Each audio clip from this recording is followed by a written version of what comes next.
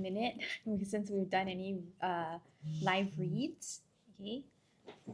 My name is Teacher Judith, and I'll be continuing our first read through Harry Potter and the Sorcerer's Stone that we did take quite a long break from. So I don't know if everybody remembers what chapter we stopped at. So I'll do a little bit of a quick recap so far, and then maybe we can continue. I think we should be able to get through at least maybe one chapter today. We'll try to be quick about it.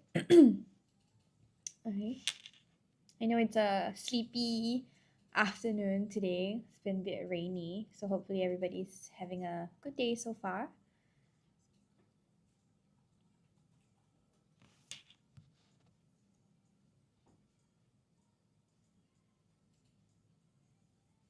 Hello. Thank you for joining us today.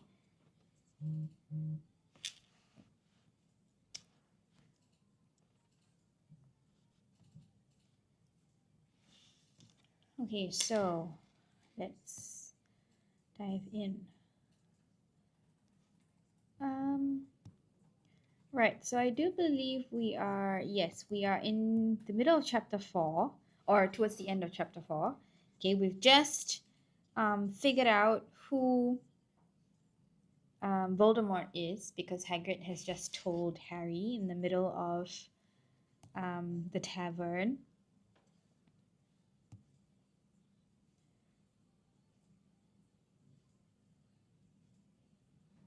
Okay, so I do believe this was the last part of it. Yes, so it says when Hagrid is not literate, so he can't spell the words, but he tells Harry, right? He said, "Nah, can't spell it." "All right, Voldemort," Hagrid shuddered. "Don't make me say it again. Anyway, this wizard, about 20 years ago now, started looking for followers. Got him too. Some were afraid, some just wanted a bit of his power, because he was getting himself power, all right. Dark days, Harry. Didn't know who to trust. Didn't dare get friendly with strange wizards or witches. Terrible things happened. He was taking over. Course, some stood up to him, and he killed him horribly. One of the only safe places left was Hogwarts. Reckon Dumbledore's the only one you-know-who was afraid of. Didn't dare try taking the school, not just then, anyway. Now your mum and dad were as good a witch and wizard as I ever knew. Head boy and head girl at Hogwarts in their day. Suppose the mystery is why you-know-who, never tried to get him on his side before. Probably knew they were too close to Dumbledore to want anything to do with the dark side." So this is when he basically just revealed to Harry sort of the mysteries surrounding Hogwarts, Dumbledore, his parents, right? And Harry is still trying to figure that out. He's still not sure exactly what is going on. Okay.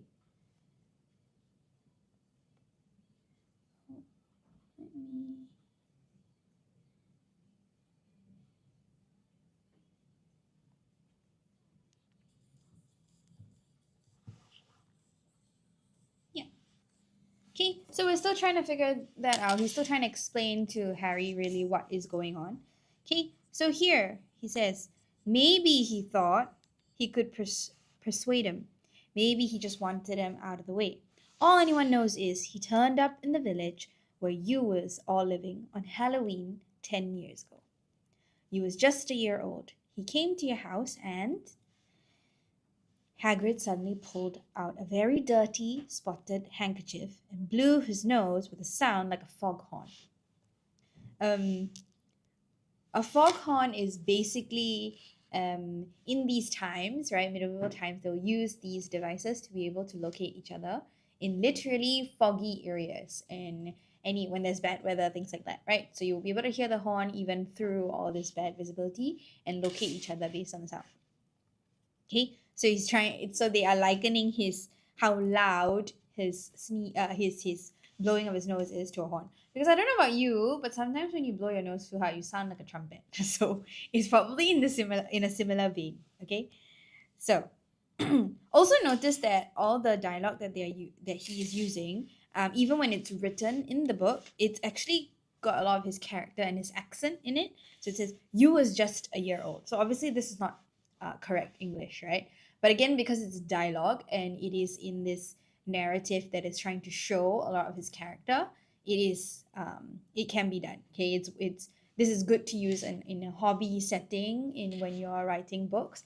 Maybe not so much in your compositions, but yeah, it's good to understand a little bit more of the character, because again, whatever dialogue you use, it has to have some sort of meaning behind it. We don't just use dialogue as filler speech. Okay, so he's giving us information. Okay, so then he says, "Sorry," he said, "but it's that sad. Knew your mom and dad, and nicer people you couldn't find anyway. You know who killed him. And then, and this is the real mystery of the thing, he tried to kill you too. Wanted to make a clean job of it, I suppose. Or maybe he just liked killing by then. But he couldn't do it. Never wondered how you got that mark on your forehead? That was no ordinary cut. That's what you get when a powerful evil curse touches you. Took care of your mum and dad and your house, even, but it didn't work on you. And that's why you're famous, Harry. No one ever lived after he decided to kill him. No one except you. And you killed some of the best witches and wizards of the age. The McKinnons, the Bones, the Pruitts, and you was only a baby, and you lived." Okay, so now he's revealed to us the mystery, right? Why Harry is so famous in the wizarding world, even though he's never set foot in it. Okay, why they've kept him from being there for a long time, because as a kid it would not have been good to grow up under such scrutiny. Okay, so yeah, that he somehow, nobody knows why, but he survived an attempt at murder. Okay, so something very painful was going on in Harry's mind. As Hagrid's story came to a close, he saw again the blinding flash of green light, more clearly than he had ever remembered it before. And he remembered something else. For the first time in his life, a high, cold, cruel laugh. Hagrid was watching him sadly. "Took you from the ruined house myself, on Dumbledore's orders. Brought you to this lot." "Load of old tosh," said Uncle Vernon. Harry jumped. He had almost forgotten that the Dursleys were there. Uncle Vernon certainly seemed to have got back his courage. He was glaring at Hagrid, and his fists were clenched. Okay, so now this entire story was in the living room of their little. They're currently in a stone house in the middle of nowhere, in the middle of the water somewhere, because they were trying to escape the letters that kept harassing them, the Dursleys, because they wouldn't give Harry his letter, right? So now we know Hagrid's come to the house, given him a cake, given him a letter. It's Harry's birthday, and now he's revealed all these secrets. Okay, and Uncle Vernon, okay, obviously does not believe this, because this load of old tosh. Basically, he's saying that everything you're saying is garbage. Okay, it's not true.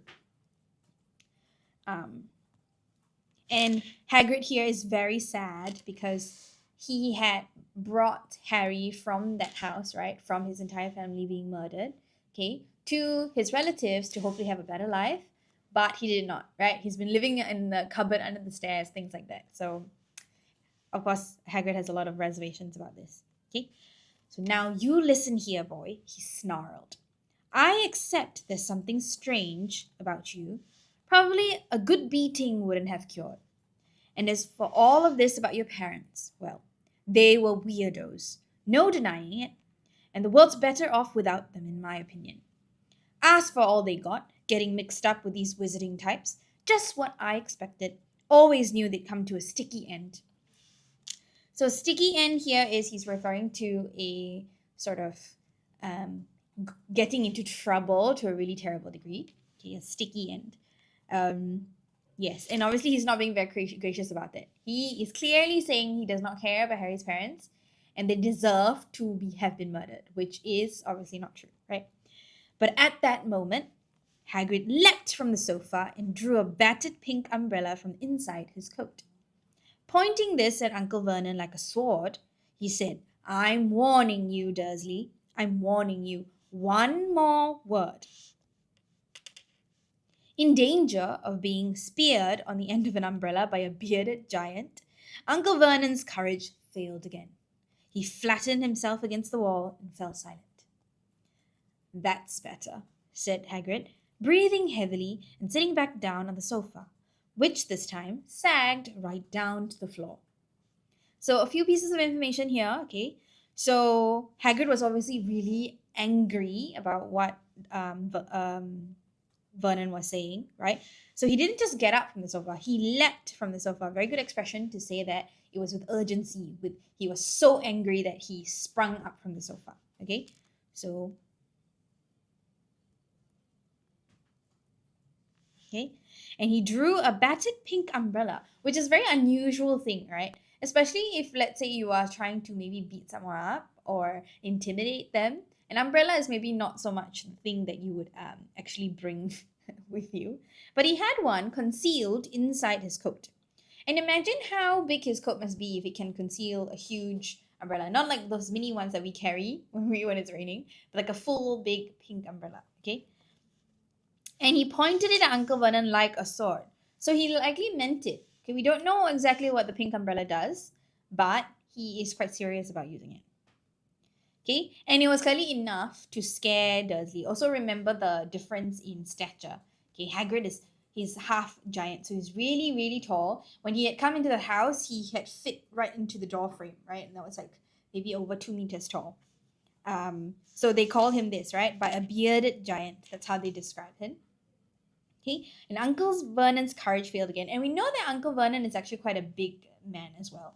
Okay, he's got a belly, he's quite tall, and he can be quite mean looking. Okay, so even he is afraid of Hagrid in this case. But we also know that the Dursleys, sorry, don't like anything to do with magic, and they know that Hagrid has to some degree something to do with magic. So it sounds like it's something they can fight. So it could also be that, right? So, and then he sat back on the sofa, which this time sagged right down to the floor. Another good description to, I guess, talk about his sheer size and weight, okay, because he's so big, okay. So good environmental descriptors to show these characteristics about Hagrid, okay. Harry, meanwhile, still had questions to ask, hundreds of them. But what happened to you know who? Good question, Harry. Disappeared. Vanished. Same night he tried to kill you. Makes it even more famous. That's the biggest mystery, you see. He was getting more and more powerful. Why'd he go? Some say he died. Codswallop, in my opinion. Dunno if he had enough human left in him to die. Some say he's still out there, biding his time. But I don't believe it. People who was on his side came back to ours. Some of them came out as kind of trances. Don't reckon they could have done if he was coming back. Okay, another thing, codswallop is basically just saying that it was rubbish in my opinion. Okay, so it's a slang term. And then he says, and he mentioned something peculiar. He says, don't know if he had enough human left in him to die. So that's another thing we probably will learn about later in terms of lore. Okay, we don't know why he's saying this as yet, but okay. Then it says that he was biding his time. This is just a short form of the actual word biding, okay, which just means that he was using his time and like just waiting for the right moment. Okay, so letting time pass and waiting. Okay, so he's biding his time. But he doesn't believe it. And he says that a lot of people who were on his side came back to ours and they seem to be in kind of trances. Okay? So all these things, right? J.K. Rowling does a good job with sort of littering these little pieces of information that's very strange that you wouldn't really understand the nuance of it until much later in the story. So you could consider these as mini sort of instances of like a foreshadowing. Okay? Because we learn about these little pieces of information, but we don't know the significance of them until much later. So she does this very well.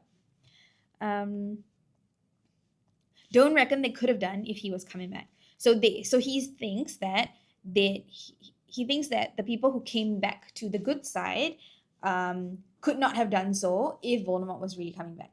Okay, so he thinks that he's really dead. Most of us reckon he's still out there somewhere but lost his powers. Too weak to carry on. Because something about you finished him, Harry. There was something going on that night he hadn't counted on. I don't know what it is. No one does. But something about you stumped him, all right. So he doesn't know if he's actually dead or he's just hiding.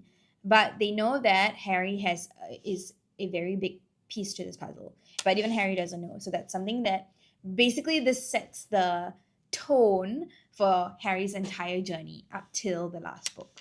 Okay, so this is basically the thing that we're finding out in this entire book. Okay, Hagrid looked at Harry with warmth and respect blazing in his eyes. But Harry, instead of feeling pleased and proud, felt quite sure there had been a horrible mistake. A wizard? Him? How could he possibly be?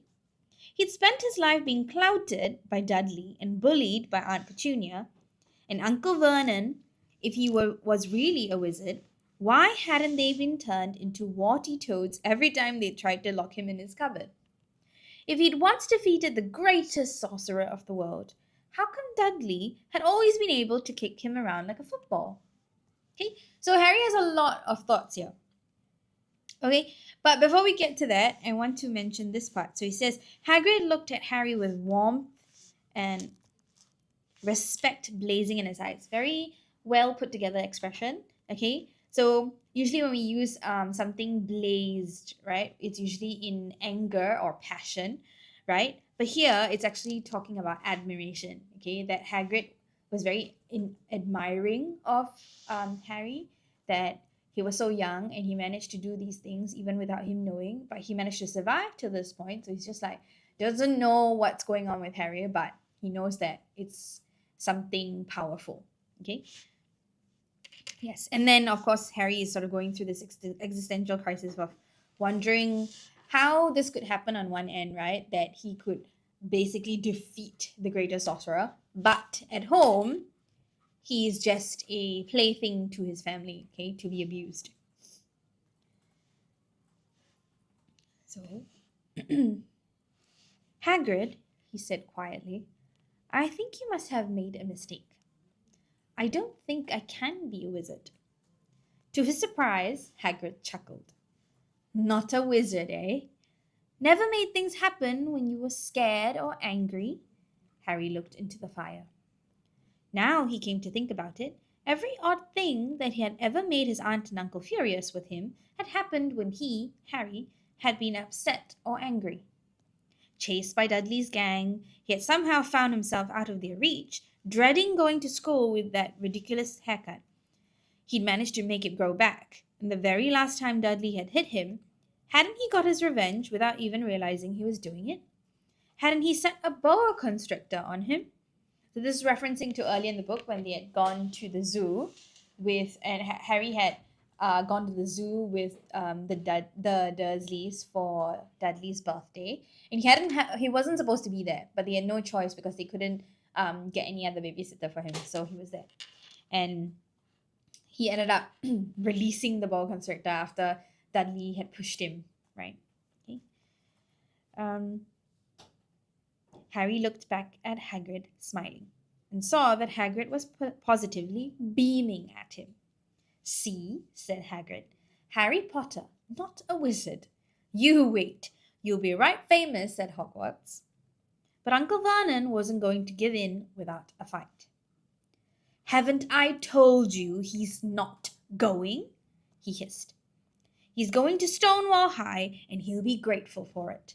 I've read those letters, and he needs all sorts of rubbish, spell books and wands, and if he wants to go, a great muggle like you won't stop him, growled Hagrid. Stop Lily and James Potter's son going to Hogwarts. You're mad. His name's been down ever since he was born. He's off to the finest school of witchcraft and wizardry in the world. 7 years there, and he won't know himself. He'll be with the youngsters of his own sort for a change, and he'll be under the greatest headmaster Hogwarts ever had, Albus Dumbledore. I am not paying for some crackpot old fool to teach him magic tricks, yelled Uncle Vernon. But he finally had gone too far. Hagrid seized his umbrella and whirled it over his head. So he grabbed it and he whirled it over his head. Never, he thundered, insult Albus Dumbledore in front of me. He brought the umbrella swishing down through the air to point at Dudley. There was a flash of violet light, a sound like a firecracker, a sharp squeal, and the next second, Dudley was dancing on the spot with his hands clasped over his fat bottom, howling in pain. When he turned his back on them, Harry saw a curly pig's tail poking through a hole in his trousers. So, quite a few things, right?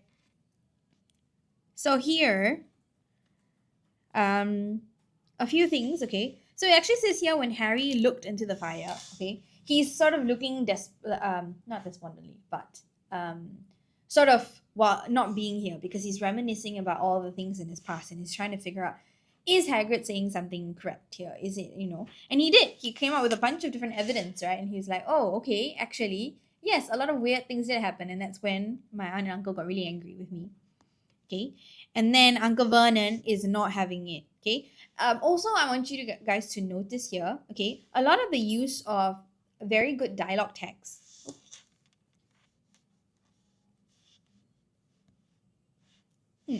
Very good dialogue text here.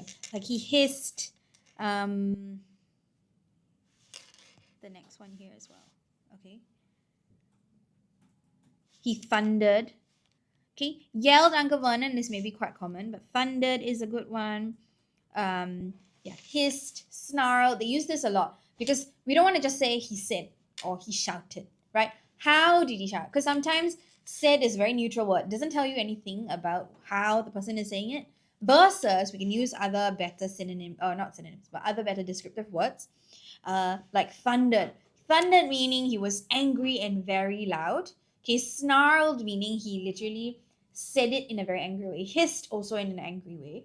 Okay, so these are giving us a lot of information with only one word. Okay, also this is a good sound word, swish, right? When you are maybe playing around with cardboard swords or an umbrella, pretending for it to be a sword. So in this way, he swished the umbrella through the air at the point. So you know exactly what's happening. Okay, he's holding the umbrella and he's swinging it through the air and it's making a sort of whooshing sound. Okay, there was a flash of violet light, a sound like a firecracker, okay, a sharp squeal, and the next second, Dudley was dancing on the spot with his hands clasped over his bottom, howling in pain. Okay, Harry saw a curly pig's tail poking through a hole in his trousers. So we had given him a pig's tail, which is interesting. Okay, also notice how they put so many ideas together in one sentence because typically I wouldn't recommend most students to put together more than 3 ideas in the same sentence. But if you can do it well and you know how to use your commas and your and the long dash, things like this, it can really help you bring color to your language and your writing. Okay. So Uncle Vernon roared. Pulling Aunt Petunia and Dudley into the other room, he cast one last terrified look at Hagrid and slammed the door behind them. Hagrid looked down at his umbrella and stroked his beard. Shouldn't lost my temper, he said ruefully. Ruefully here means sort of a little bit sheepishly, a little bit regretfully. Okay? But it didn't work anyway. Meant to turn him into a pig, but I suppose he was so much like a pig anyway, there wasn't much left for me to do. He cast a sideways look at Harry under his bushy eyebrows.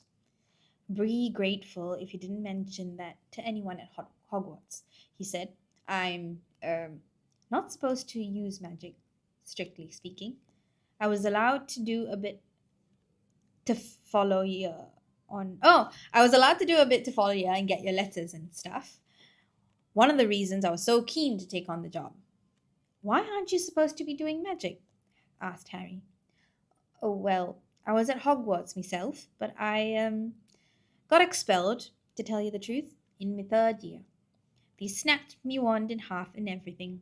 But Dumbledore let me stay on as gameskeeper. Great man, Dumbledore. Why were you expelled? It's getting late, and we've got a lot to do tomorrow, Hagrid said loudly. Got to get up to town, get all your books and that. He took off his thick black coat and threw it to Harry. You can keep under that, he said. Don't mind if it wriggles a bit. I think I still got a couple dormice in one of the pockets. Okay, so notice a few things. We actually learned a little bit more about Hagrid. Okay, so he can't actually do, he's not allowed legally to do magic, but he can. Okay, Dumbledore gave him a job at the school, even though he was expelled. So we can see that the loyalty he has for Dumbledore from the very start, right? He said he was bellowing and saying, okay, do not insult Albus Dumbledore in front of me. All these things tied together. So we know that Hagrid is very loyal and he's loyal to Dumbledore. Okay? And he's there on a job. He's there to take Harry to get his books and spells and supplies for school. Okay? And when Harry asked him, why were you expelled?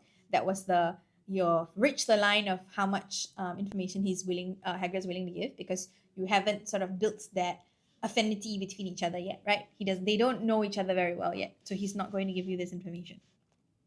Okay. Okay, so we're at chapter 5. Now, I love the illustrations that come at the start of the chapter because they tell you a little bit about what's going to happen, or they tell you a sort of specific scene in that chapter to look forward to. So here we have a bunch of wands, and this swooshing and stars are probably the magic that's happening. Okay.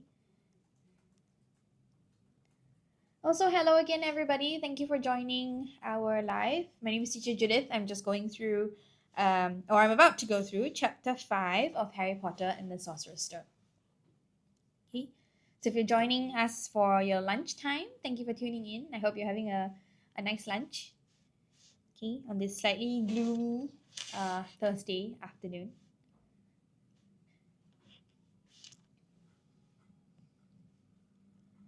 Okay, so Diagon Alley. Harry woke early the next morning. Although he could tell it was daylight, he kept his eyes shut tight. It was a dream, he told himself firmly. I dreamed a giant called Hagrid came to tell me I was going to a school for wizards. When I open my eyes, I'll be at home in my cupboard. So he's telling himself this, and he says it firmly, right? Because he really wants to believe it. Okay, so he's telling himself and trying to convince himself that it's just a dream. There was suddenly a loud tapping noise. And there's Aunt Petunia knocking on the door, Harry thought, his heart sinking. So heart sinking suggests that although he really was trying to convince himself, he also really did not want it to be a dream, right? Because this now is reality, and he's like, oh, so really it was really a dream. And he doesn't want that because his life up to that point has been so miserable. But he still didn't open his eyes.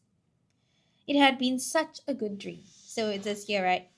Even though it was such a wild happening, he was very happy to have had it happen. Tap, tap, tap. All right, Harry mumbled. I'm getting up. He sat up, and Hagrid's heavy coat fell off of him. The hut was full of sunlight. The storm was over. Hagrid himself was asleep on the collapsed sofa, and there was an owl rapping its claw on the window, a newspaper held in its beak. Harry scrambled to his feet. So happy, he felt as though a large balloon was swelling inside of him. He went straight to the window and jerked it open. The owl swooped in and dropped the newspaper on top of Hagrid, who didn't wake up. So a few things here. So the hut was full of sunlight, so he realized that we were still there, but Hagrid was definitely still there, so it wasn't a dream, right? He's so happy about this. So he scrambled to his feet. He scurried really quickly. Okay, he was so happy that he felt as though a large balloon was swelling inside him. Because typically, one of the expressions is when you're so happy, you feel like you're swelling with this happiness, that it's coming out of you and you cannot contain it. So he's this happy, right? He went straight to the window and jerked it open. The owl swooped in and dropped the newspaper on top of Hagrid, who didn't wake up. So we know that actually the owls do transport their mail, right, to some degree, because previously there were owls upon owls sitting on the house at Privet Drive, okay, trying to deliver the letter, but the Dursleys didn't let him open it, right? So here, the owl was obviously delivering a newspaper to Hagrid. So that's why it swooped right in and dropped it on Hagrid. The owl then fluttered onto the floor and began to attack Hagrid's coat. Don't do that. Harry tried to wave the owl away, but it snapped its beak fiercely at him and carried on, savaging the coat. So he was basically wrangling it, right? He was trying to get to something inside the coat. Hagrid, said Harry loudly. There's an owl. Pay him, Hagrid grunted into the sofa. What? He wants paying for delivering the paper. Look in the pockets. Hagrid's coat seemed to be made of nothing but pockets. Bunches of keys, slug pellets, balls of string, peppermint humbugs, tea bags. Finally, Harry pulled out a handful of strange-looking coins. Give him 5 nuts, said Hagrid sleepily. Nuts? The little bronze ones. Harry counted out 5 little bronze coins, and the owl held out his leg so Harry could put the money into a small leather pouch tied to it. Then he flew off through the open window. Hagrid yawned loudly, sat up, and stretched. Best be off, Harry. Lots to do today. Gotta get up to London and buy all your stuff for school. Harry was turning over the wizard coins and looking at them. He had just thought of something that made him feel as though the happy balloon inside him had got a puncture. So now they described his happiness as a balloon that swelled, right? And now they said that he basically deflated. Something he noticed while turning over the coins in his hand made him realize something, that basically all the happiness just fizzled out. He was like, oh no, another disappointment. Okay, so usually we also use the imagery of a balloon deflating really quickly to say that you can say that they've lost steam, they've lost all hope, hopelessness, deflating, all these things. Okay, same vein. Hagrid? Said Hagrid, who was pulling on his huge boots. I haven't got any money. And you heard Uncle Vernon last night. He won't pay me to go and learn magic. Don't worry about that, said Hagrid, standing up and scratching his head. Do you think your parents didn't leave you anything? But if their house was destroyed? They didn't keep their gold in the house, boy. Nah, first stop for us is Gringotts, Wizard's Bank. Have a sausage, they're not bad cold, and I wouldn't say no to a bit of your birthday cake either. Wizards have banks? Just the one, Gringotts, run by goblins. Harry dropped the bit of sausage he was holding. Goblins? Yeah. So you'd be mad to try and rob it, I'll tell you that. Never mess with goblins, Harry. Gringotts is the safest place in the world for anything you want to keep safe. Except maybe Hogwarts. As a matter of fact, I gotta visit Gringotts anyway. For Dumbledore. Hogwarts business. Hagrid drew himself up proudly. He usually gets me to do important stuff for him. Fetching you, getting things from Gringotts, knows he can trust me, see? So we know that, again, he has this loyalty to Dumbledore, and he feels very proud about the task that he's supposed to be doing. So he's going to Gringotts, to this wizarding bag, to get something for Dumbledore. He's come here to get Harry. Okay, so all of these things. And now we've got more information about the Wizarding World as well, right? So they have a bank called Gringotts. The goblins run the bank. Okay, there's so many little things. Harry, who thought he didn't have any money, okay, now is suddenly learning that, okay, maybe his parents actually left him something. Okay, so, and you know that there is a house somewhere that's in ruins that it was Harry actually lived in once. So a lot of new information for Harry, okay, this morning. Got everything? Come on then. Harry followed Hagrid out onto the rock. The sky was quite clear now, and the sea gleamed in the sunlight. The boat Uncle Vernon had hired was still there, with a lot of water in the bottom after the storm. How did you get here? Harry asked, looking around for another boat. Flew, said Hagrid. Flew? Yeah, but we'll go back in this. Not supposed to use magic now, I've got you. They settle down in the boat, and Harry's still staring at Hagrid, trying to imagine him flying. Seems a shame to row, though, said Hagrid, giving Harry another of his sideways looks. If I was to speed things up a bit, would you mind not mentioning it at Hogwarts? Because we already know that the Dursleys took a long time to actually row the boat all the way to that hut in the middle of the ocean, right? So that's going to be quite a hassle. Okay, and Harry here is trying to picture Hagrid, this large giant of a man, flying. And usually, us when we're imagining people flying, we don't. When we're thinking of wizards and witches, maybe we think of mounting a broom, or will like Superman flying. Okay, so this is all Harry can think of because we don't have any other information about him, right? And he can't even fathom the fact that this giant man can fly. What does that even mean? Okay. Also, something small from earlier that I do want to mention actually is here, right? He sat up and Hagrid's heavy coat fell off him. I forgot to mention this because at the start, when Harry was sleeping, he was sleeping on the floor, right? And he actually didn't have blankets and things. So he was really cold, but he was wrapped up in Dudley's old clothes. So Hagrid, even though he was, he come in, he barged in the middle of the night, he gave him his coat so that he could be warm, which I thought is really a really, really sweet thing to do from a stranger, versus the family that Harry has been living with, right? So just something interesting to note. Also, again, this tells us a lot about Hagrid's character. Okay, whether or not he's doing this for a job, he didn't have to be nice about it, but he is. Okay, and now Hagrid doesn't want to do all this rowing, so he says, if I speed things up a bit and it's going to be something magic related, please don't tell Hogwarts. Okay? Of course not, said Harry, eager to see more magic. Hagrid pulled out the pink umbrella again, tapped it twice on the side of the boat, and they sped off toward land. Why would you be mad to try and rob Gringotts? Harry asked. Spells? Enchantments? Said Hagrid, unfolding his newspaper as he spoke. They say there's dragons guarding the high security vaults. And then you gotta find your way. Gringotts is hundreds of miles under London, see?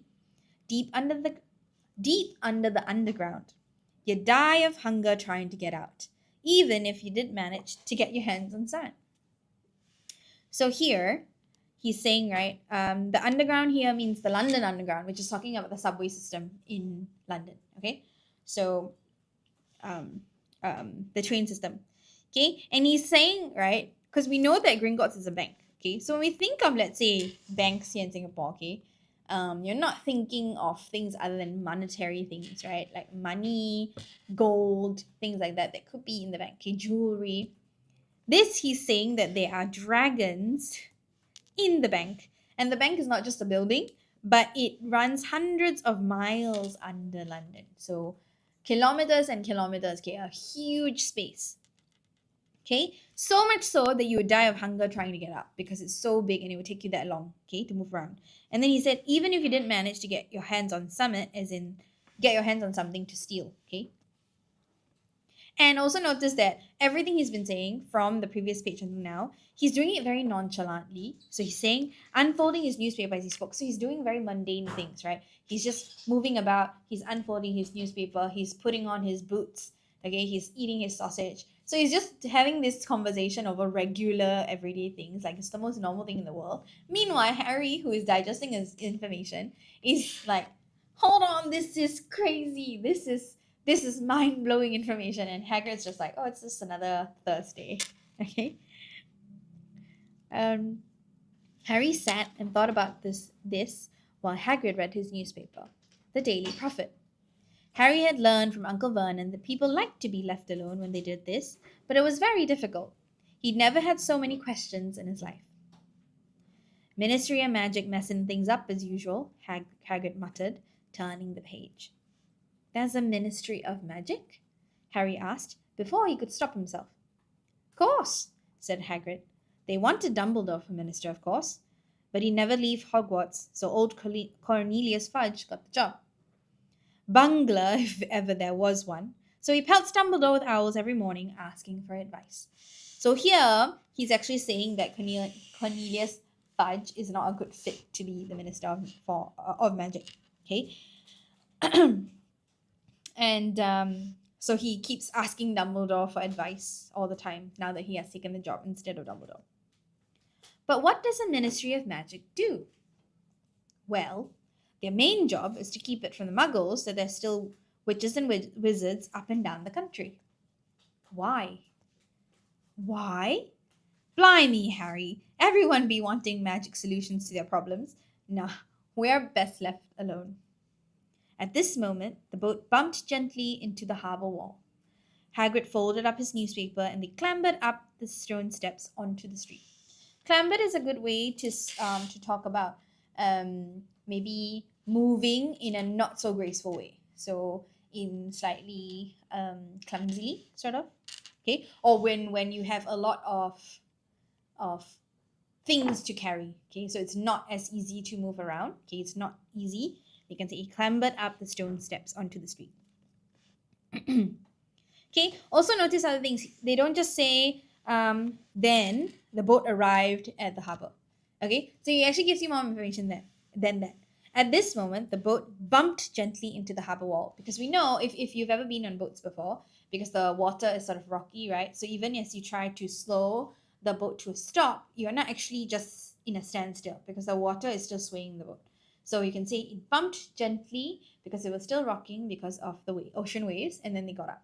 Okay, so all these little things really piece together the environment very nicely for the reader.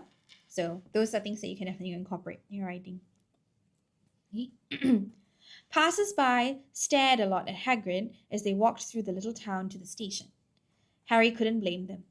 Not only was Hagrid twice as tall as anyone else, he kept pointing at perfectly ordinary things like parking meters and saying loudly, "See that, Harry? Things these muggles dream up, eh?" Okay? Because we know that Hagrid does not come from, or he doesn't live amongst normal humans, right? Or non-magic humans. So the most normal things like parking meters and gauges, he's pointing at. So people are like, has this man been living under a rock, or is he an alien because he's so big? Okay, they have a lot of questions. "Hagrid," said Harry, panting a bit as he ran to keep up. "Did you say they are dragons at Gringotts?" Okay, so notice that it's been quite a while after the conversation. So Harry is still processing this information because, again, it's a lot of very otherworldly information.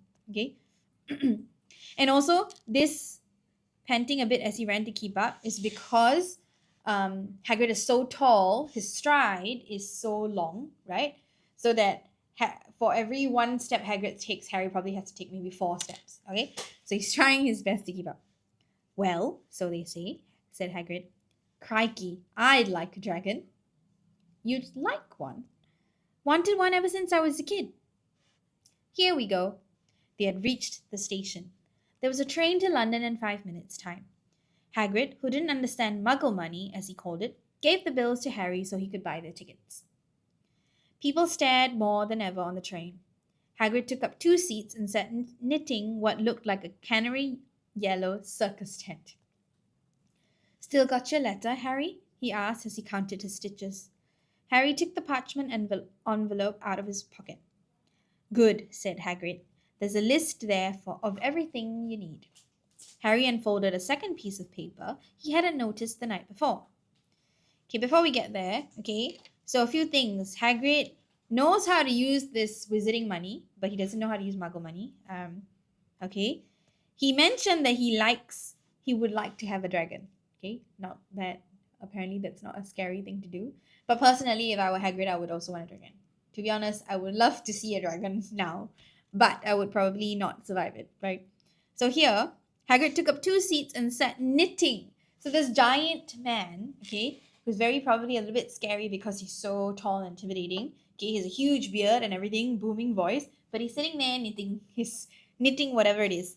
Something that looked like a canary yellow circus tent. Also because while the story is in third-person point of view, it is following from Harry's experience. So everything that we are watching is what we can only see these things happening as Harry is there, right? So again, Harry doesn't know what Hagrid is actually knitting, but he knows that it is large and yellow, so he's like, maybe it's a circus tent. Okay. He unfolded a second piece of paper he hadn't noticed the night before. Okay, this is from the envelope that he pulled up. So, Hogwarts School of Witchcraft and Wizardry. Uniform. First-year students will require 3 sets of plain work robes in black, 1 plain pointed hat, black for day wear, 1 pair of protective gloves, dragon hide or similar, 1 winter cloak, black with silver fastenings. Please note that all pupils' clothes should carry name tags. Notice this, okay? Usually gloves would be made of, or we would buy them, made of wool, maybe polyester, cotton, okay, if they are for protective purposes, leather, right? But here, it says dragon hide or similar. Hide is skin, okay? So usually we say cow hide, that's leather, right? Leather is made from cow, hide is skin after it's been, So this is talking about dragon leather, okay? So it is more and more surreal that, okay, dragons do exist. And not only are they things that you should probably fear, you can actually use materials from them. So very interesting. Okay. Course books. All students should have a copy of the following. The Standard Book of Spells, Grade 1 by Miranda Goshawk. A History of Magic by Bathilda Bagshot. Magical Theory by Adalbert Waffling. A Beginner's Guide to Transfiguration by Emmerich Switch. 1000 Magical Herbs and Fungi by Philida Spore. Magical Draughts and Potions by Arsenius Jigger. Fantastic Beasts and Where to Find Them by Newt Scamander. I don't know if anybody has watched this movie, but it's also very good. Okay. The Dark Forces, A Guide to Self-Protection by Quentin Trimble. Also another thing to notice, right? All the names used are very apt and interesting. Like here it says Philida Spore, and it's a book on herbs and fungi. And if you don't know anything about fungi and mushrooms, they do give off these things called spores. So very fun little nods to things, okay? So they all have very interesting names, right? All these are the wizarding names that we probably won't hear of humans having these exact names, okay? Other equipment, 1 wand, 1 cauldron, pewters, standard size 2, a set of glass crystal phials, telescope, brass scales. I'm very sure none of us have ever had such things on our supply list, okay, when we're shopping before school. And last one, my favorite, students may also bring an owl, a cat, or a toad. Parents are reminded that first years are not allowed their own broomsticks. Can we buy all this in London? Harry wondered aloud. If you know where to go, said Hagrid. Harry had never been to London before. Although Hagrid seemed to know where he was going, he was obviously not used to getting there in an ordinary way. He got stuck in the ticket barrier on the underground and complained loudly that the seats were too small and the trains too slow. I don't know how the Muggles manage without magic, he said, as they climbed a broken-down escalator that led up to a bustling road lined with shops. Oops, sorry. Hagrid was so huge that he parted the crowd easily. All Harry had to do was keep close behind him. They passed bookshops and music stores, hamburger restaurants and cinemas, but nowhere that looked as if it could sell you a magic wand. This was just an ordinary street full of ordinary people. Could there really be piles of wizard gold buried miles beneath them? Were there really shops that sold spell books and broomsticks? Might this not be all some kind of huge joke that the Dursleys had all cooked up? If Harry hadn't known that the Dursleys had no sense of humor, he might have thought so. Yet somehow, even though everything Hagrid had told him so far was unbelievable, Harry couldn't help trusting him. This is it, said Hagrid, coming to a halt. The Leaky Cauldron. It's a famous place. It was a tiny, grubby-looking pug. If Hagrid hadn't pointed it out, Harry wouldn't have noticed it was there. The people hurrying by didn't glance at it. Their eyes slid from the big bookshop on one side to the record shop on the other, as if they couldn't see the Leaky Cauldron at all. In fact, Harry had the most peculiar feeling that only he and Hagrid could see it. Before he could mention this, Hagrid had steered him inside. So this is also another piece of interesting information that builds the world a little bit better, because they're basically saying that They've been walking among a standard street, okay, in London. It's not a wizarding street of any kind. It's just a regular street for humans and everyone alike. Okay, then they describe the pub as a grubby looking pub. So something that's maybe not super refined looking, not very clean, okay, just a little sort of dingy place. Yeah. So all this tiny, grubby looking, dingy, all good words to use. And he said that if Hagrid didn't point it out, he would not have noticed it was there. And then he felt like everybody else, so all the other humans, were just walking past it like it wasn't there. And he had a feeling that only he and Hagrid could see it. So also something interesting to think about, because maybe this is a wizarding spot, and so it's somehow enchanted so that other people cannot see it. Okay, so also interesting nods to the lore that we will learn about later. For a famous place, it was very dark and shabby. A few old women were sitting in a corner drinking tiny glasses of sherry. One of them was smoking a long pipe. A little man in a top hat was talking to the old bartender, who was quite bald and looked like a toothless walnut. That's a very unforgiving description, Harry, but okay. The low buzz of chatter stopped when they walked in. Everyone seemed to know Hagrid. They waved and smiled at him, and the bartender reached for a glass, saying, "The usual, Hagrid?" "Can't, Tom. I'm on Hogwarts business," said Hagrid, clapping his great hand on Harry's shoulder and making Harry's knees buckle. So he literally clapped him on the back, right? The most normal thing, but because of of his sheer size and strength, okay, it was so powerful that Harry's knees buckled. Okay? "Good Lord," said the bartender, peering at Harry. Can this be?" The leaky cauldron had suddenly gone completely still and silent. "Bless my soul," whispered the old bartender. "Harry Potter, what an honor." He hurried out from behind the bar, rushed toward Harry, and seized his hand, tears in his eyes. So typically when someone has tears in their eyes, it can be for a few reasons, right? One is because maybe they've been very emotional about something. Okay, they've been very moved by something in this case, very in sheer admiration. But it can also be in a sad way, right? Where they maybe feel a bit sad about something, be touched by something in feeling despondent. But in this way, it's because he's moved in a good way. He's like so in awe. He didn't think he could ever meet Harry, and now he has. "Welcome back, Mr. Potter. Welcome back." Harry didn't know what to say. Everyone was looking at him. The old woman with the pipe was puffing on it without realizing it had gone out. Hagrid was beaming. Then there was a great scraping of chairs, and the next moment Harry found himself shaking hands with everyone in the leaky cauldron. Also a good description, the great scraping of chairs, because I'm sure if you've been in your classrooms, for example, or even at work, even in a hawker center, whenever everybody's finished with something and they get up, then you hear the drag of the chairs on the floors, right? So the great scraping of chairs. Okay, so they talk about it usually as a chorus because it usually happens, everybody's chairs will move at the same time or in similar times, right? So, okay. "Doris Crockford, Mr. Potter. Can't believe I'm meeting you at last." "So proud, Mr. Potter. I'm just so proud." "Always wanted to shake your hand. I am all of a flutter." Okay.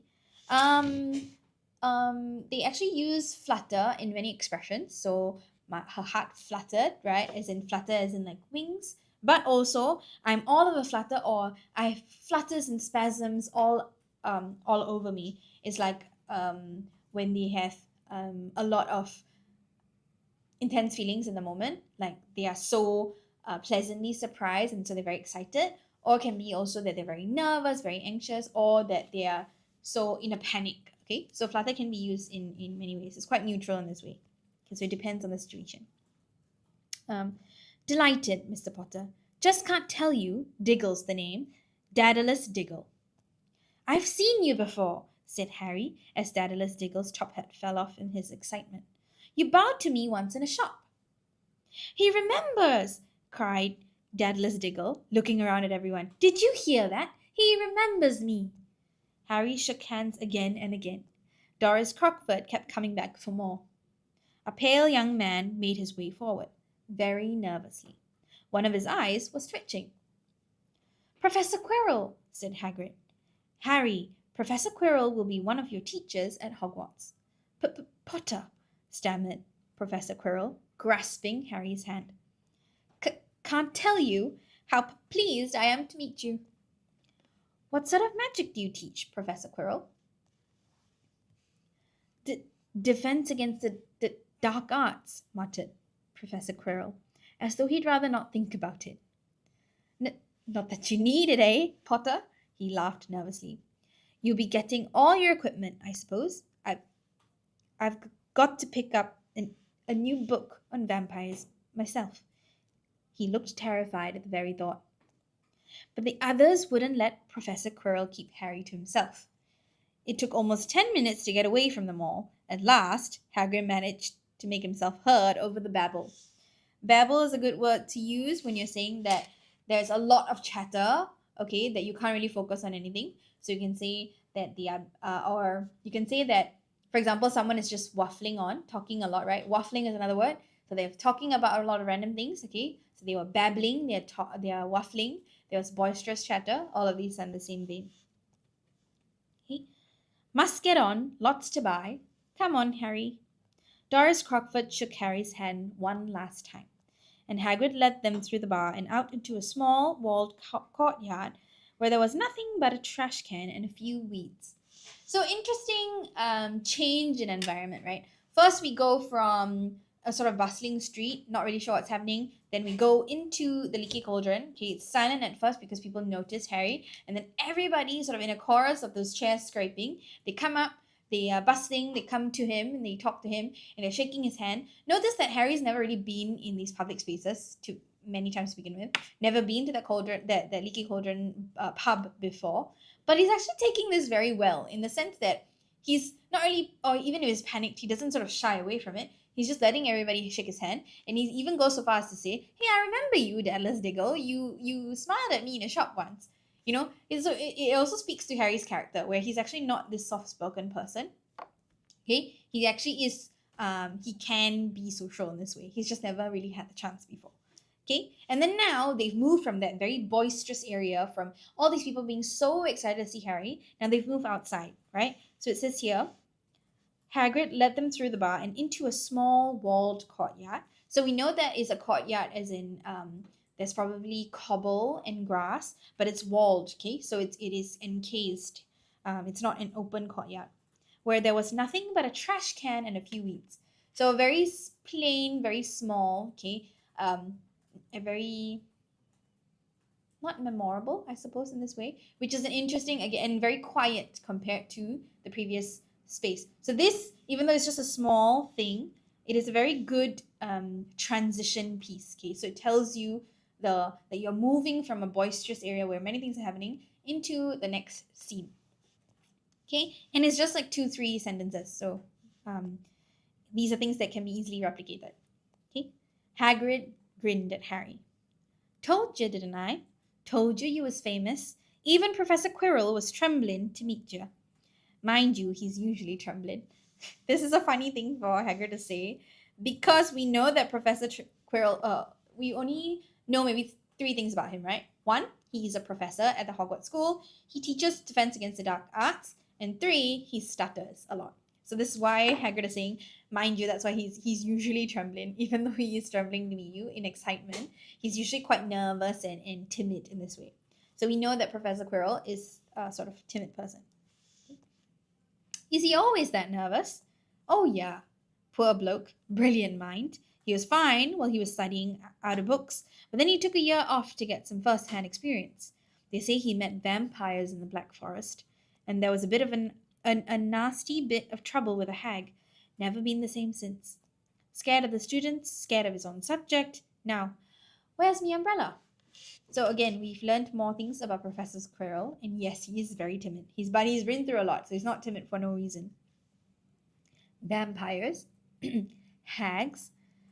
Harry's head was swimming. Hagrid, meanwhile, was counting bricks in the wall above the trash can. So 2 things here. So when we say his head swam with something. You can all say that he was maybe very dizzy, or in this case, that he was it's too much information, right? Nothing that he understands. He's just got more and more questions the more things that he learns, right? Because nothing is really explained so far. So he's just swimming with all this information. He can't really keep up, but he's like, okay, I'll file it away for later. Meanwhile, Hagrid is counting the bricks above the trash can. Interesting. 3 up, 2 across, he muttered. Right, stand back, Harry. He tapped the wall 3 times with the point of his umbrella. The brick he had touched quivered. It wriggled. In the middle, a small hole appeared. It grew wider and wider, and a second later they were facing an archway large enough even for Hagrid. An archway onto a cobbled street that twisted and turned out of sight. So very interesting thing. Okay, they went into this courtyard where there was nothing there. It was just a couple of weeds and a trash can. And then Hagrid tapped the bricks, right? So in the movie, actually, they show this really well. So they are like, the bricks are like this, right? Like this. Yes, I am not an art teacher for a reason. Okay, so the bricks are like this, and then he sort of taps them, right? And he says this. He says 3 up, and then 2 across. Okay, so he taps them, and then suddenly a hole appears, and all the bricks sort of move away, and he creates this archway. So through magic, that courtyard became an entryway to a different area altogether. Okay. Welcome, said Hagrid, to Diagon Alley. He grinned at Harry's amazement. They stepped through the archway. Harry looked quickly over his shoulder and saw the archway shrink instantly back into solid wall. So the archway was only present for long enough for them to move through. Also very interesting that it wasn't a small one or it was a regular size one. No, it was a very large one that could fit both of them through. Okay? The sun shone brightly on a stack of cauldrons outside the nearest shop. Cauldrons, all sizes, copper, brass, pewter, silver, self-stirring, collapsible, said a sign hanging over them. Self-stirring. Now, what does that even mean? So that means I don't actually have to stir my pot, right? It's stirring on its own. Collapsible, and it's being sold. So they have a sale sign with all this information. Yeah, you'll be needing one, said Hagrid, but we gotta get your money first. Harry wished he had about 8 more eyes. He turned his head in every direction as they walked up the street, trying to look at everything at once. The shops, the things outside them, the people doing their shopping. A plump woman outside an apothecary was shaking her head as they passed, saying, "Dragon liver, 16 sickles an ounce. They're mad." So this is kind of funny because the first time I read it, I was obviously a kid, right? But now when I read this, your parents will probably agree with this, but adults also feel the same way, okay? Even if we are not non-magic folk, okay? If we're going to buy supplies and it's expensive, we are also going to say the same thing, okay? So an apothecary here typically is a place where they sell potions and things. So if we're talking in human sort of terms, it will probably be like a grocer, like a very what do you call that? A wholesale Whole Foods grocer, or it can be like a pharmacy, something like that. Okay, depending on the kinds of things. Okay. A low, soft hooting came from a dark shop with a sign saying Elop's Owl Emporium. Tawny, Screech, Barn, Brown, and Snowy. Several boys of about Harry's age had their noses pressed against a window with broomsticks in it. "Look," Harry heard one of them say, "the new Nimbus 2000. Fastest ever." There were shops selling robes, shops selling telescopes, and strange silver instruments Harry had never seen before. Windows stacked with barrels of bat spleens and eel's eyes, tottering piles of spell books, quills, and rolls of parchment, potion bottles, globes of the moon. So this is why Harry wanted 8 pairs of eyes, because he can't see everything at the same time, right? So he's probably going like this the entire time. Okay? He's not really paying attention to any one thing, but he wants to see all of it, and there's not enough time. "Gringotts," said Hagrid. They had reached a snowy white building that towered over the other little shops. Standing beside its burnished bronze doors, wearing a uniform of scarlet and gold, was Yeah, that's a goblin, said Harry quietly as they walked up the white stone steps toward him. The goblin was about a head shorter than Harry. He had a swarthy, clever face, a pointed beard, and Harry noticed very long fingers and feet. He bowed as they walked inside. Now they were facing a second pair of doors, silver this time, with words engraved upon them. Enter, stranger, but take heed. So heed usually means we'll say things like heed my advice, heed, this. It's usually to take my advice, but here take heed is to sort of take caution, so precautionary measures. Like, yes, enter, but if you are here for fishy reasons, we will know. Okay? And now we've introduced a new thing, right? So we've learned about wizards. Okay, we've heard a little bit about dragons and a lot of things, but now we've actually seen one. Okay, so now Harry knows what a goblin looks like. It's very short. He's got long fingers, things like that. Okay, oh. Here. Oh, so this continues. Enter, stranger, but take heed of what awaits the sin of greed. For those who take but do not earn must pay most dearly in their turn. So if you seek beneath our floors a treasure that was never yours, thief, you have been warned, beware of finding more than treasure here. Or there.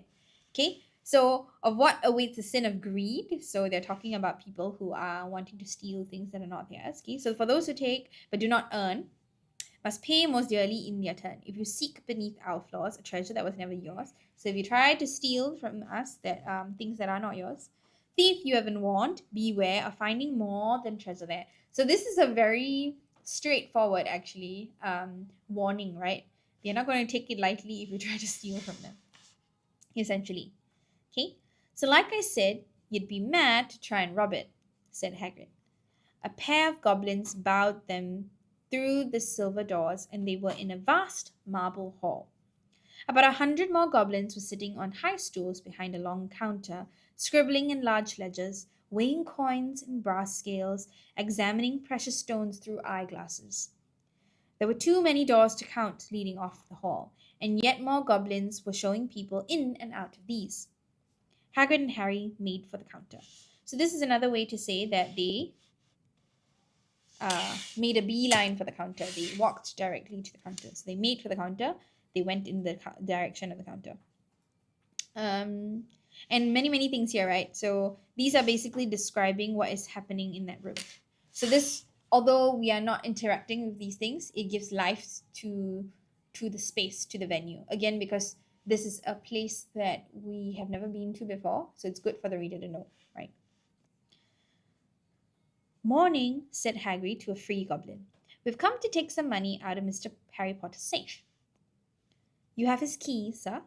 Got it here somewhere, said Hagrid, and he started emptying his pockets onto the counter, scattering a handful of mouldy dog biscuits over the goblin's book of numbers. The goblin wrinkled his nose. Okay, he was probably very unimpressed by this. He was wrinkling his nose like that. Harry watched the goblin on their right, weighing a pile of rubies as big as glowing coal. Got it, said Hagrid at last, holding up a tiny golden key. The goblin looked at it closely. That seems to be in order. And I've also got a letter here from Professor Dumbledore, said Hagrid importantly, throwing out his chest. So he puffed out his chest because he's very proud of this task, right, that Albus Dumbledore has bestowed upon him. It's about the you-know-what in Vault 713.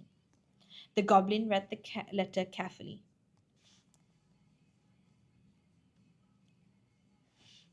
Very well, he said, handing it back to Hagrid. I will have someone take you down to both vaults. Griphook. Griphook was yet another goblin.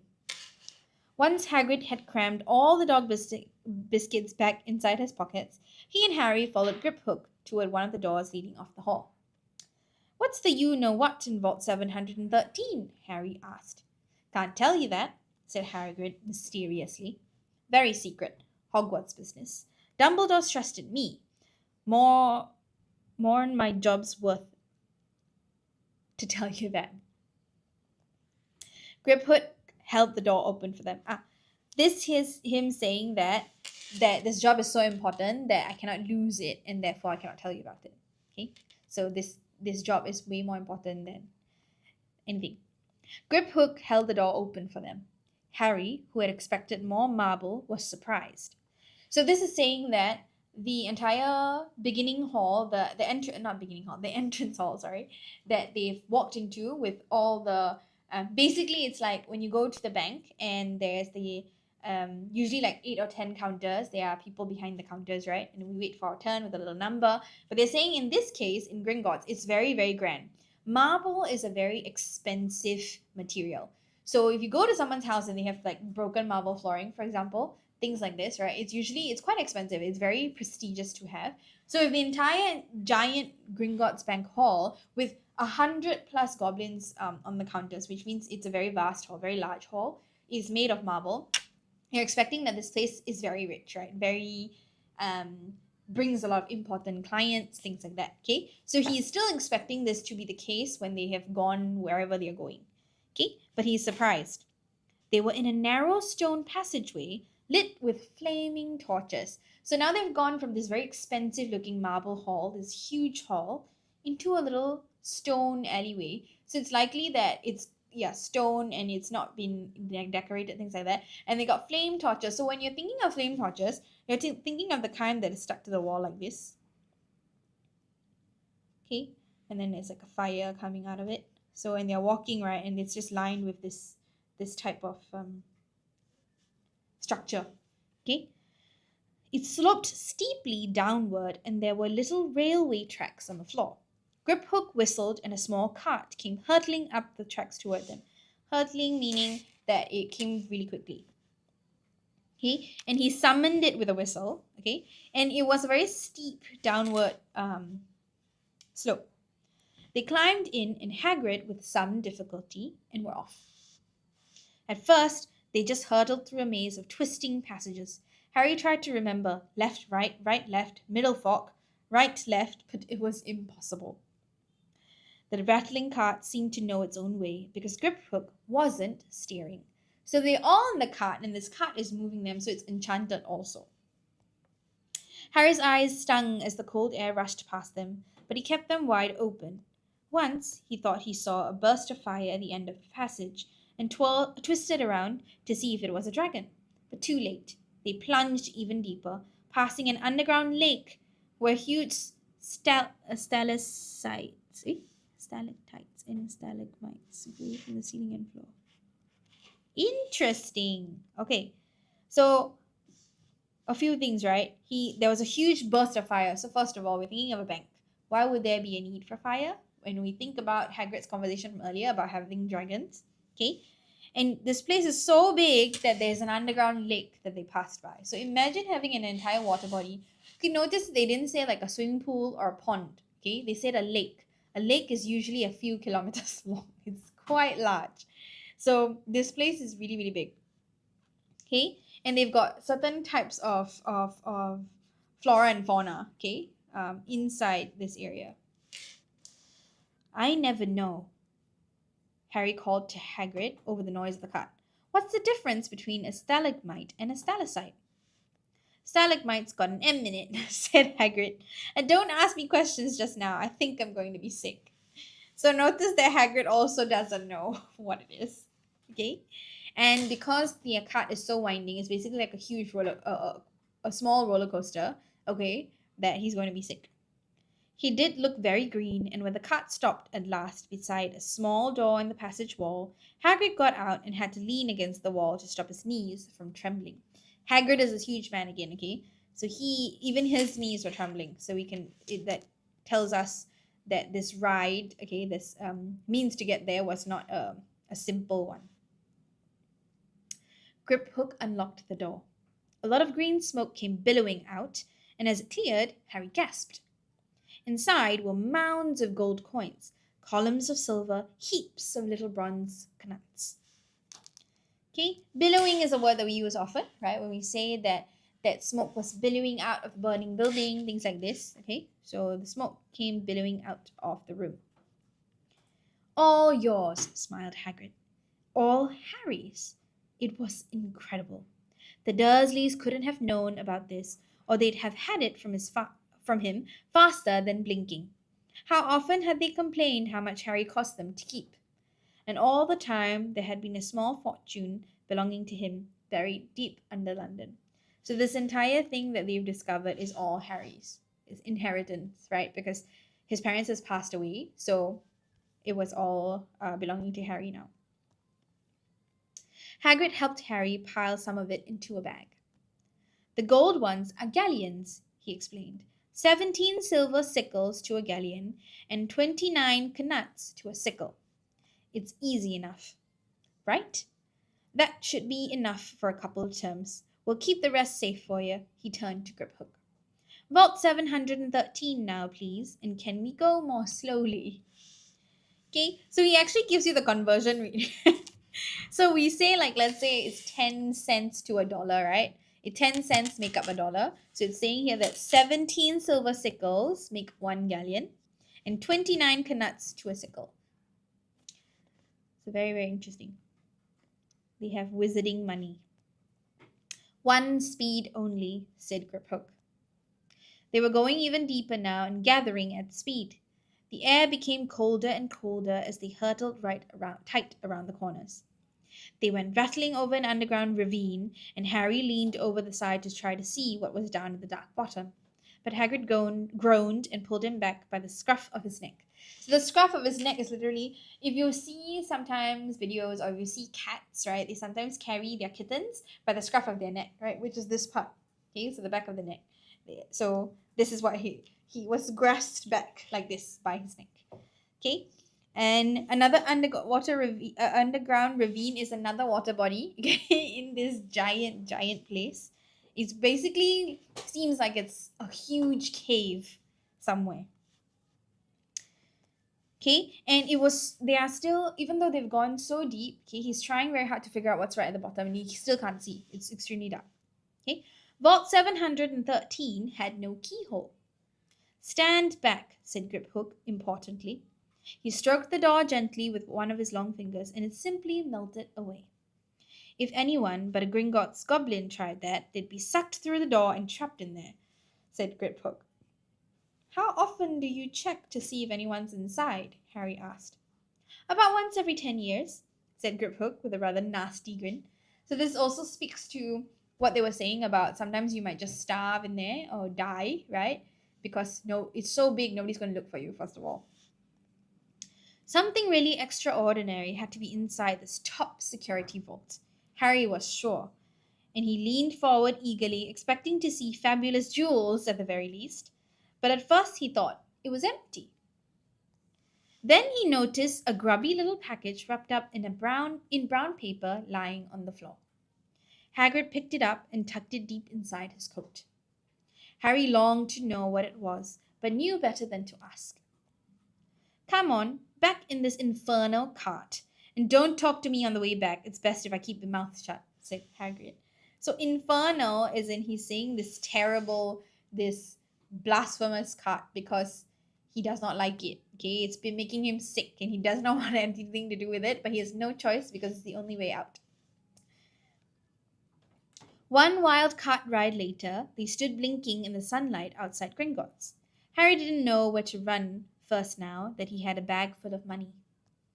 He didn't have to know how many galleons there were to a pound to know that he was holding more money than he'd had in his whole life. More money than even Dudley had ever had. Might as well get your uniform, said Hagrid, nodding toward Madame Malkin's robes for all occasions. Listen, Harry, would you mind if I slipped off for a pick-me-up in the Leaky Cauldron? I hate them Gringotts carts. He did still look a bit sick, so Harry entered Madame Malkin's shop alone, feeling nervous. So now this entire time Hagrid's actually been with him, right? They've been doing everything together, getting tickets together, riding the cart, getting on the train, and now this is the first time he is standing in the wizarding world to some degree, okay, on his own. So he's obviously very nervous. So he's gotten into this Madame Malkin's robes for all occasions to buy his uniform, this shop. Madame Malkin was a squat, smiling witch dressed in all mauve. Mauve is a sort of dusty pink sort of color. Okay.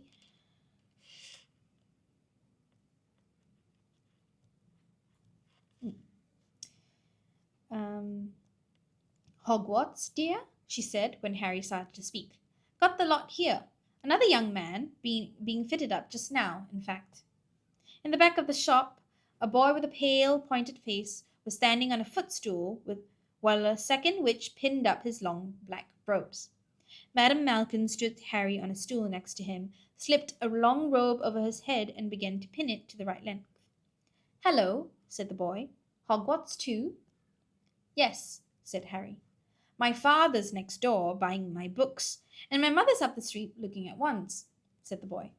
He had a bored, drawling sort of voice. Then I'm going to drag them off to look at racing brooms. I don't see why first years can't have their own. I think I'll bully father into getting me one, and I'll smuggle it in somehow.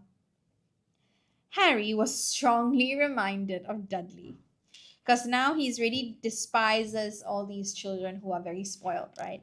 And with the things that the boy was saying, he can pretty much sum up the fact that that boy is quite spoiled. Have you got your own broom? The boy went on. No, said Harry. Play Quidditch at all? No, said Harry again, wondering what on earth Quidditch could be. I do. Father says it's a crime if I'm not picked to play for my house, and I must say I agree. Know what house you'll be in yet? No, said Harry, feeling more stupid by the minute. So the more things he's asking, right, and clearly this boy knows a lot about Hogwarts, a lot about the Wizarding World that Harry does not. So all this information is just flying over Harry's head. Well, no one really knows until they get there, do they? But I know I'll be in Slytherin. All our family have been. Imagine being a Hufflepuff. I think I'd leave. Wouldn't you? Said Harry, wishing he could say something a little bit more interesting. I say, look at that man, said the boy suddenly, nodding toward the front window. Hagrid was standing there, grinning at Harry and pointing at 2 large ice creams to show he couldn't come in. That's Hagrid, said Harry, pleased to know something the boy didn't. He works at Hogwarts. Oh, said the boy. I've heard of him. He's sort of a servant, isn't he? He's the gameskeeper, said Harry. He was liking the boy less and less every second. Yes, exactly. I heard he's sort of a savage, lives in a hut on the school grounds, and every now and then he gets drunk, tries to do magic, ends up setting fire to his bed. I think he's brilliant, said Harry coldly. So he does not appreciate the fact that his first friend, because technically Hagrid's the first person that Harry has met outside of this family in Errol that he actually likes, right? Who's helped him. So Hagrid is his first friend. So he does not like the fact that this stranger, who supposedly is going to be his schoolmate, is just insulting Hagrid left, right, center. He does not like it. Okay? Do you?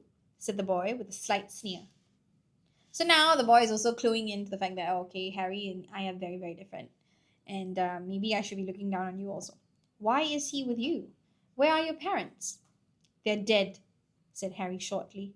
He didn't feel much like going into the matter with this boy. Oh, sorry, said the other, not sounding sorry at all. But they were our kind, weren't they? They were a witch and wizard, if that's what you mean. I really don't think they should let the other sort in, do you? They're just not the same. They've never been brought up to know our ways. Some of them have never even heard of Hogwarts until they get the letter, I imagine. I think they should keep it in the old wizarding families. What's your surname anyway?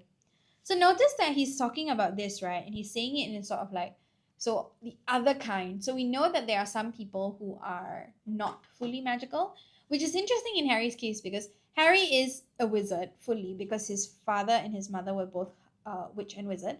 But he's also never grown up in the wizarding world, right? So even though he is a wizard, okay, he also falls into this group of people who only know things about Hogwarts when he got the letter. But before Harry could answer, Madame Malkin said, That's you done, my dear, said Harry, not sorry for an excuse to stop talking to the boy, hopped down from the footstool. Well, I'll see you at Hogwarts, I suppose, said the drawling boy. Harry was rather quiet as he ate the ice cream Hagrid had bought him, chocolate and raspberry with chopped nuts. What's up? Said Hagrid. Nothing, Harry lied. They stopped to buy parchment and quills. Harry cheered up a bit when he found a bottle of ink that changed colour as you wrote. When they had left the shop, he said, "Hagrid, what's Quidditch?" "Blimey, Harry, I keep forgetting how little you know. Not knowing about Quidditch." "Don't make me feel worse," said Harry. He told Hagrid about the pale boy in Madame Malkin's. "And he said people from Muggle families shouldn't even be allowed in." "You're not from a Muggle family. If he'd known who you were, he's grown up knowing your name if his parents are wizarding folk. You saw what everyone in the Leaky Cauldron was like when they saw you. Anyway, what does he know about it? Some of the best I ever saw were the ones with magic in them for a long line of muggles. Look at your mum. Look at what she had for her sister. So what is Quidditch?" Okay, so now we're going into Quidditch is another big part of Harry's life, right? So that's a sport, but we will discover that later in the story.